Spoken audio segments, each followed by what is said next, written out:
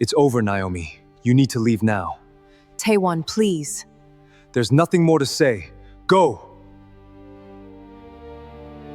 He threw me out on a Tuesday, not as a threat, not during a fight that got out of control.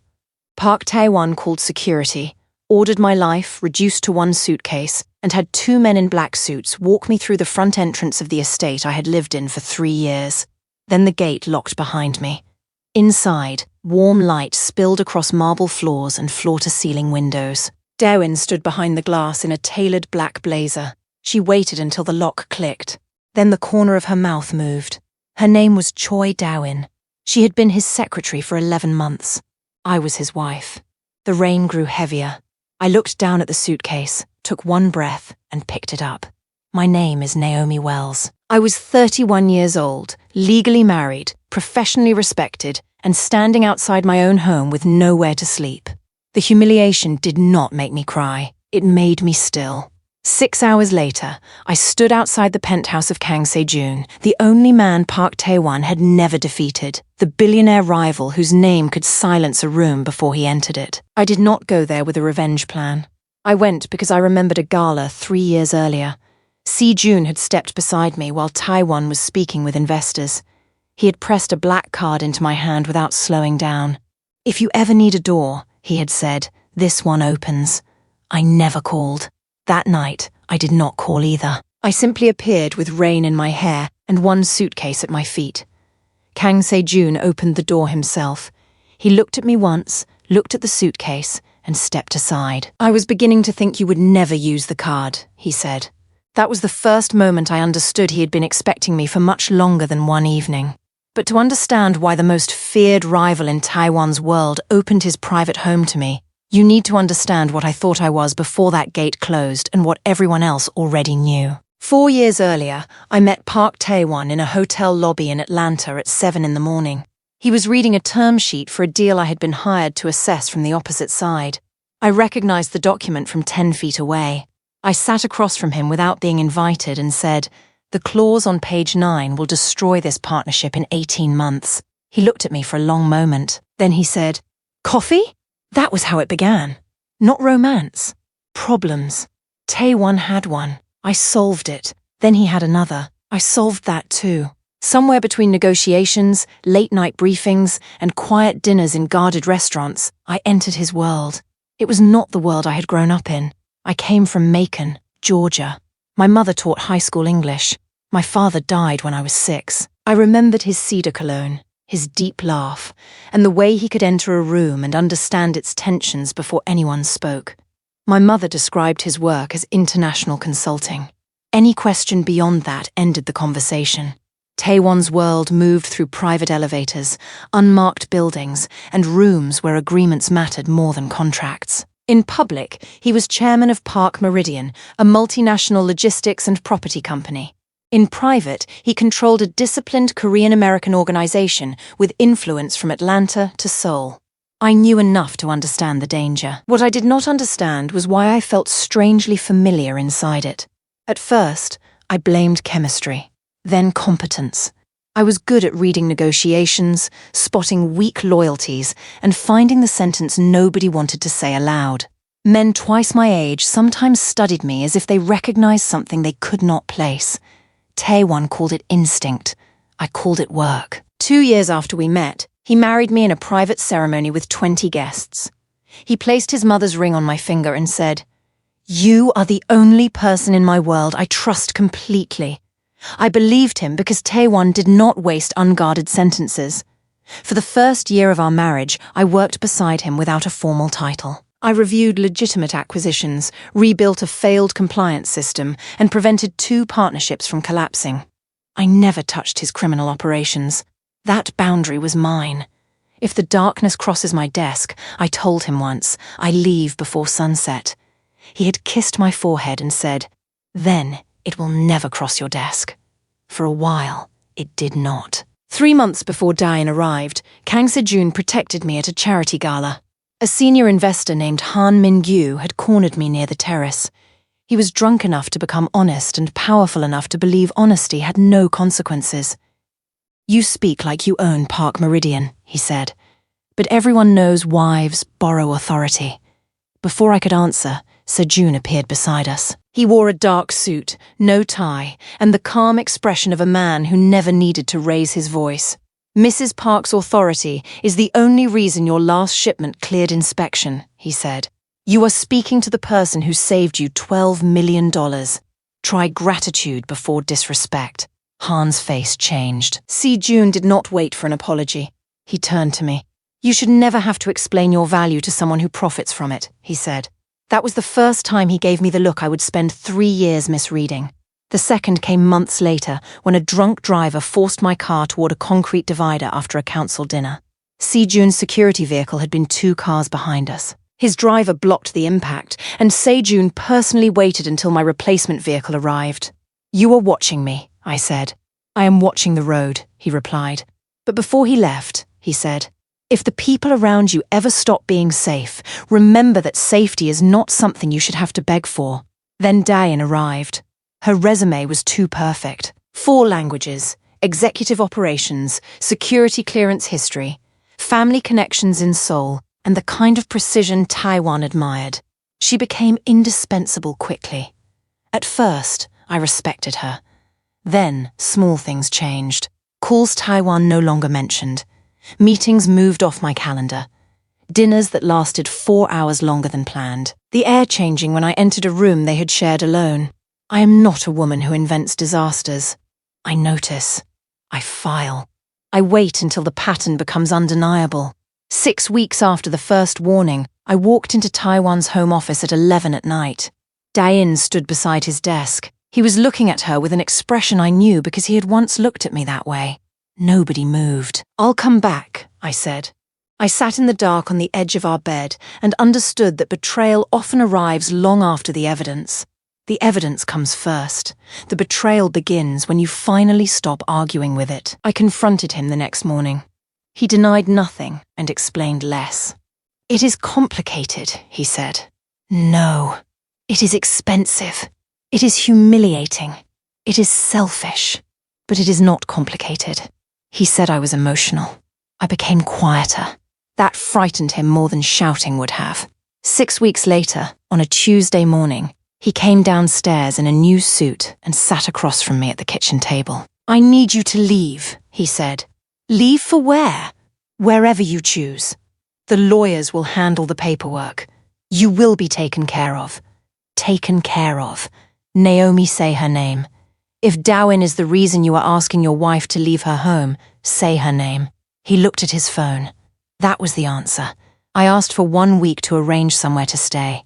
He said, "Today."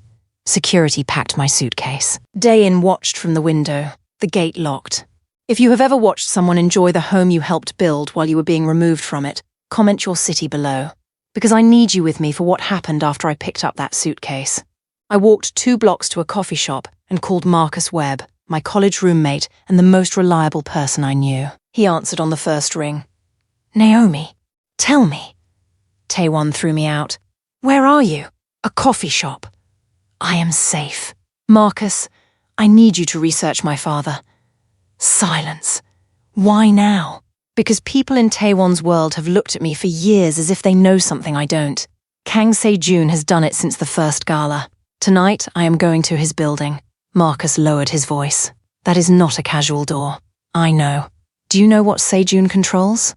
"Yes." "A fortune large enough to make Tae-won's company look regional, and a network powerful enough that Tae-won has spent 10 years avoiding open conflict with him." "Then why go?" "Because he offered me a door before I knew I needed one, and because he has protected me twice without asking for anything." Marcus exhaled. "I'll find your father." Kang Se-joon's tower stood at the river's edge with no company name on the entrance. The building was owned through 3 holding companies, though every serious person in Chicago knew who occupied the top floors. Security saw the black card and changed immediately. No questions, no identification check. 1 private elevator. The doors opened into a penthouse of stone, dark wood, and glass. Chicago burned gold beneath the rain. Se-joon stood in the center of the room with his jacket off and his sleeves rolled. 2 men waited near the far wall. 1 glance from him, and they left. He looked at my wet dress, my suitcase, and the ring still on my hand. Did he hurt you? He asked. Not with his hands. The muscles in his jaw tightened once. Then come inside before the cold finishes what he started. Mrs. had food warm. Dry clothes waited in the east guest room.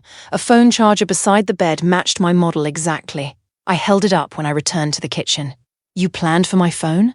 I planned for the possibility that one day you would arrive with nothing charged. How long? 3 years. He did not ask about Tae-won's assets, private routes, alliances, or vulnerabilities.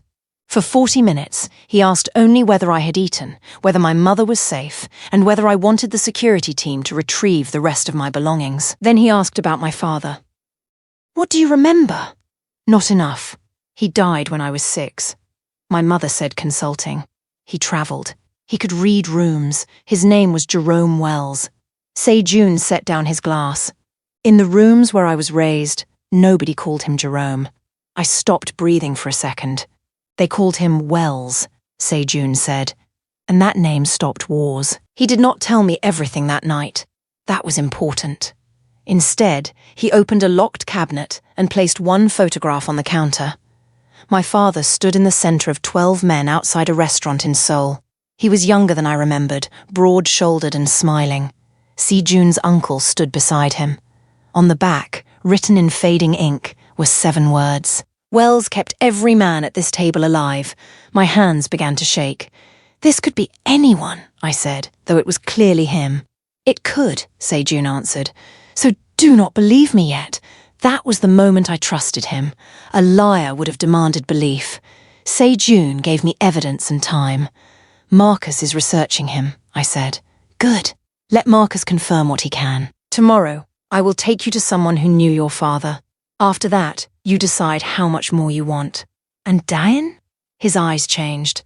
I know she was placed near Tae-won. I do not yet know by whom. I suspected her purpose involved you, but suspicion is not proof. You knew she was dangerous and said nothing? I warned you twice that the people around you might stop being safe. You could have told me directly. And pulled you into a war based on information I could not prove? You were Tae-won's wife. If I had accused his secretary, he would have called it rivalry. You might have called it manipulation.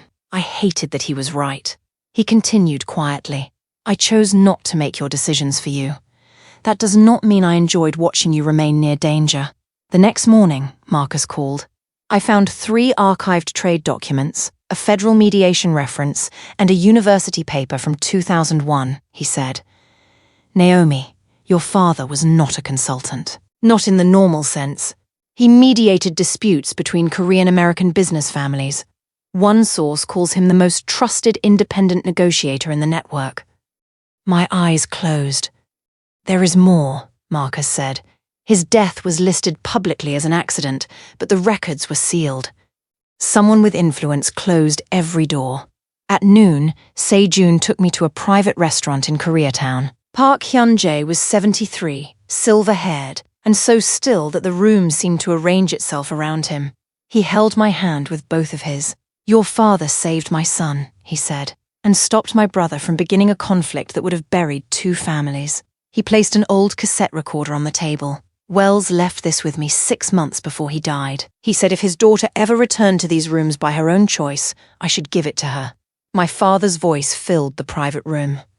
Naomi, if you are hearing this, then the world I tried to keep separate from you has found you anyway. Do not inherit my alliances as obedience. Inherit my standard. A name opens one door. Character decides whether it remains open. I cried then. Not for Tae-won. Not for the gate. For a father who had known I might one day need instructions and had left them inside another man's keeping. Hyun-jae looked at me carefully. Your father's name earns you 1 meeting, he said. Nothing more. The loyalty people gave him was personal. Anyone who tells you it automatically belongs to you is trying to use you. Se-joon's gaze met mine. That sentence changed everything. My inheritance was not control. It was a chance to enter the room honestly. I would have to earn every reason to stay. That afternoon, Se-joon showed me a dossier on Daein. Her resume was constructed. Her last 2 employers existed only on paper. Transfers into her private account traced back to a faction led by Chairman Kwon, an elder who had spent years trying to weaken both Tae-won and Se-joon. Daein had not been planted only to seduce Tae-won. She had been assigned to isolate me, monitor what I knew, and remove me from the network before anyone connected me to Jerome Wells. Her mistake was believing exile would send me back to Georgia. Instead, Tae-won threw me directly toward the one man who knew my father's history. Se-joon did not smile when he explained it, but there was something coldly satisfied in the silence. "What happens now?" I asked. "That depends on what you want. I want proof placed in front of Tae-won. I want him to see exactly who he chose. And then I want every consequence to belong to his own decisions." Se-joon nodded. "No violence," I said. "No violence," he agreed. "No disappearing people." His expression became unreadable. "Se-joon, you have my word." 3 nights later, Chairman Kwon held a private dinner at the Hanyul Club. Tae-won arrived with Daein at his side. He believed the invitation was an attempt to stabilize his partnerships. Instead, 12 elders waited at the table, along with Se-joon, Hyun-jae, and me. The room went silent when I entered. Tae-won stood so quickly his chair struck the wall. Daein did not move. That was how I knew she understood before he did. Hyun-jae placed the photograph of my father on the table. Then Se-joon placed Daein's financial records beside it. Tae-won looked from the documents to her. "What is this?" Daein's face remained composed, but her hands tightened beneath the table. Chairman Kwon spoke first. "A failed operation." Tae-won stared at him. Kwon continued. "She was placed to separate your wife from your inner structure. You made the work easy." For the first time since I had known him, Tae-won looked genuinely lost. He turned to Daein. "Tell me he is lying." She said nothing. "Tell me." Daein finally looked at me. "You were not supposed to come here," she said. Her voice was almost calm. "Where was I supposed to go?" I asked. "Anywhere outside the network. And you believed throwing me into the rain would erase my name?" Something cracked in her expression. "It was not your name that frightened them," she said. "It was what people might become willing to do once they remembered it." Hyun-jae's voice cut across the table. "No, it was what they feared she might earn." Daein looked at him. He continued. "Her father's reputation opens a door. Her own conduct decides the rest.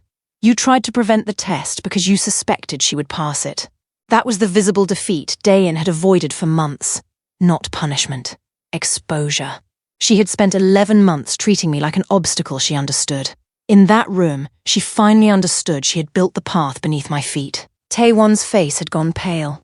"You knew?" he asked Se-joon. "For 3 years. And you waited?" I respected her right to discover the truth by choice. Tae-won looked at me. "I did not know." "I know," I said.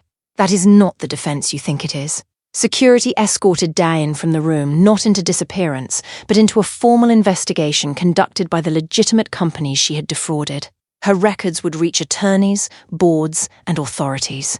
Chairman Kwon lost his voting seat in the network within a week. Tae-won left alone. The consequences began the next morning. Not because I commanded them. Because men who had trusted my father now examined Tae-won's conduct and found a deeper problem than ignorance. He had discarded his wife in one day, trusted an unverified employee over the woman who had built beside him, and exposed his organization to manipulation because desire had defeated judgment. The first sign came at a private logistics meeting in Busan. Tae-won entered and found his usual chair removed from the table. A longtime partner named Lee did not shake his hand. "You did not merely insult Wells's daughter," Lee said. "You proved you cannot identify loyalty inside your own home." The second sign came when 3 sole contracts moved to competitors. The third came when his lenders demanded independent review of every agreement Daein had touched. His empire did not collapse because my father's friends attacked him. It weakened because the discovery of Daein revealed poor judgment, compromised systems, and private arrogance. Once people began looking closely, they found what my invisible work had hidden. Tae-won called Daein's number 13 times. Disconnected. He appeared at Se-joon's tower 2 weeks later with no appointment. Security refused him entry. Through the lobby glass, he saw me descend beside Se-joon after a meeting with Hyun-jae and 3 investors. That was the moment the title of our story became real. The man who had thrown me out watched his greatest rival open a door for me, then stand back while I walked through first. Tae-won called my name. I stopped. Se-joon did not touch me. He did not speak for me. He simply waited. "I need 5 minutes," Tae-won said. You had 4 years, I answered. Naomi, I did not know who you were. You knew I was your wife. The lobby became completely silent. You knew I was loyal. You knew what I built. You knew I asked for 1 week, and you gave me 1 suitcase. My father's reputation does not make what you did worse. It only made more people notice. He looked towards Se-joon. Is this revenge? Se-joon's expression did not change. Naomi answered for herself. No. Revenge would require me to organize my life around your pain. I am organizing it around my future. I walked out. 6 weeks later, Tae-won came to the small office Marcus helped me rent in Midtown. By then, independent audits had frozen 2 Park Meridian acquisitions. His board had suspended his signing authority. Longtime allies were not angry. They were finished. He stood in my doorway looking like a man who had spent 6 weeks searching for the point where control escaped him. If you speak to Hunjae, he said, or to Se-joon, if you explain that, I did not understand. No, Naomi. My father's name is not a weapon you can ask me to point backward, and I will not use my reputation to repair yours. He lowered his voice. I loved you. I believe you loved what life felt like when I was holding it together. That is not fair. No. Fair would have been a conversation before security touched my suitcase. He looked down. Who was your father? He asked. The most honest man in every room he entered. Then I added, I am trying to become someone he would recognize. Tae-won left without asking again. The rebuilding took time. My father's name earned meetings. It did not earn trust automatically. At my first formal mediation, 2 shipping families had spent months arguing over a failed contract. One elder expected me to favor Se-joon's side because I was living under his protection. I did not. I challenged Se-joon's representative harder than the other side because his documentation was weaker. Afterward, Se-joon waited for me in the corridor. You cost my company $8 million, he said. You were wrong. I know. Are you angry? No. One corner of his mouth lifted. I am relieved. Why? Because now I know your father's reputation did not create you. It only predicted you.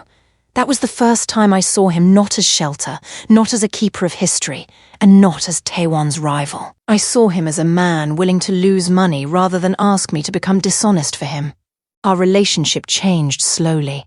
Before anything romantic happened, Se-joon took me back to the estate to collect the rest of my belongings.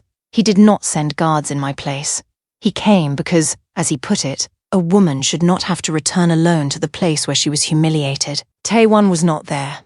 Dae-in had already vanished from the house, leaving behind a closet of clothes, 2 encrypted laptops, and the faint perfume I had once smelled in my own hallway. I walked through the rooms slowly. The kitchen where Tae-won had asked me to leave. The office where I had first seen the truth in his face. The bedroom where I had sat in darkness and negotiated against my own instincts. Se-joon waited near the doorway without entering. You can come in, I told him. I know. Then why are you standing there?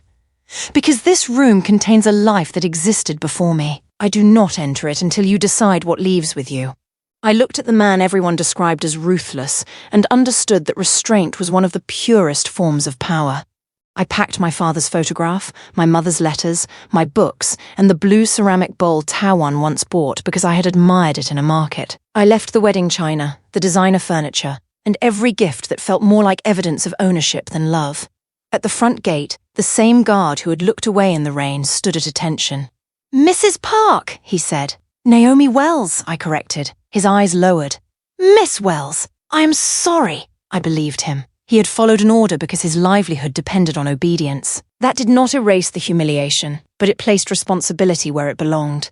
Se-joon opened the car door. Tae-won's black sedan turned into the drive before I stepped inside. He got out alone. His face changed when he saw Se-joon beside me. You brought him here? No, I said. He brought me back. Tae-won's gaze moved to the boxes in the trunk. You could have called. I would have arranged this. You arranged the suitcase. The words stopped him. Se-joon remained silent. That silence mattered. He did not turn the moment into a contest between 2 men. He let it remain what it was. A woman collecting herself from a house that had failed to keep her safe. Tae-won looked at him anyway. You have wanted this for years. Se-joon's expression cooled. I wanted her respected. You are confusing that with wanting your failure. Stay out of my marriage. I closed the trunk. You ended the marriage when you ordered security to pack it. Then I got into the car. For the first time, Tae-won watched another man open a door for me and understood that the gesture was powerful because it contained no demand. That night, Se-joon and I ate noodles at a 24-hour restaurant instead of returning directly to the penthouse. No private room, no guards at the table, just fluorescent light, rain drying on the windows, and two people exhausted by history. Tell me something about you that has nothing to do with my father, I said. He considered it. I wanted to study architecture. I laughed softly. The Billionaire Mafia rival wanted to design buildings? The Billionaire Mafia rival was 17 once. What happened? My uncle died. The family needed someone else. There it was, the same theft of possibility that power often disguises as duty. What would you have built? I asked. Libraries, he said. Places where people could enter without being asked who their family was. That answer had nothing to do with Jerome Wells, Tae-won, or debt. It belonged only to Se-joon. And for the first time, I wanted to know the man behind the door, not merely why he had opened it.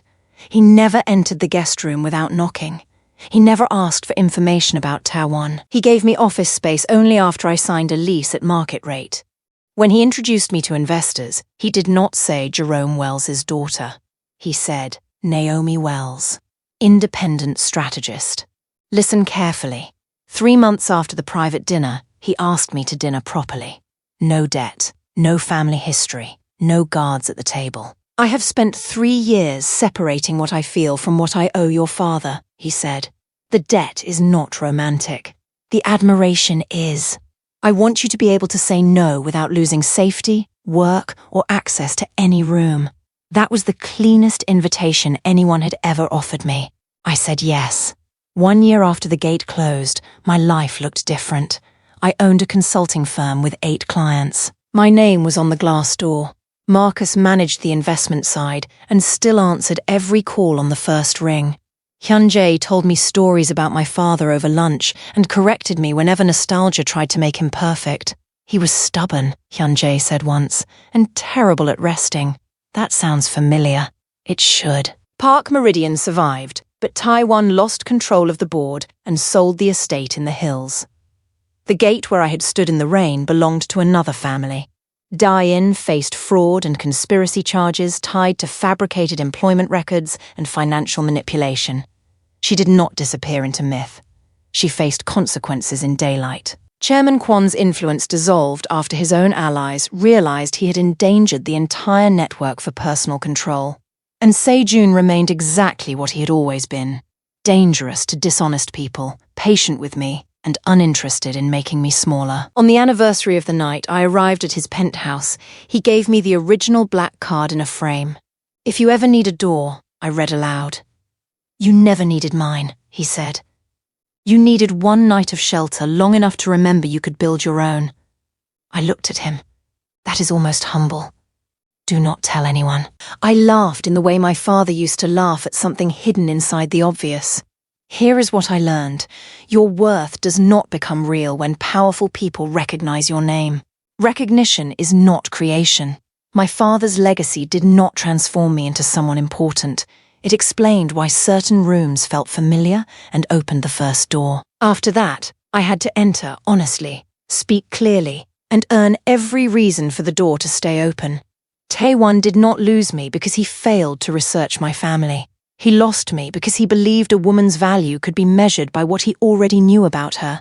He trusted desire over loyalty, convenience over history, and control over respect. If he had known nothing about Jerome Wells and still honored Naomi Wells, he would have kept everything that mattered. Se-joon was different, not because he was richer, more feared, or more powerful. He was different because he protected my right to choose. He gave evidence instead of demanding belief. He opened a door without treating the open door as ownership. Some people open doors because they want you indebted. The right person opens one, steps aside, and lets you decide whether to enter. I walked away from Tae-won with 1 suitcase. I did not leave with the estate, the company, or the life I had spent 4 years building. I left with my judgment, my integrity, and a name I finally understood. That was enough, because the most powerful inheritance was never the loyalty my father had earned. It was the standard he left behind. A name opens one door. Character decides whether it remains open. Comment I know why Wirch. If you have ever been discarded by someone who understood your usefulness, but never understood your value. And subscribe for the next story, because sometimes the greatest revenge is not watching the gate close behind you. It is discovering that the door ahead has been waiting for your hand all along.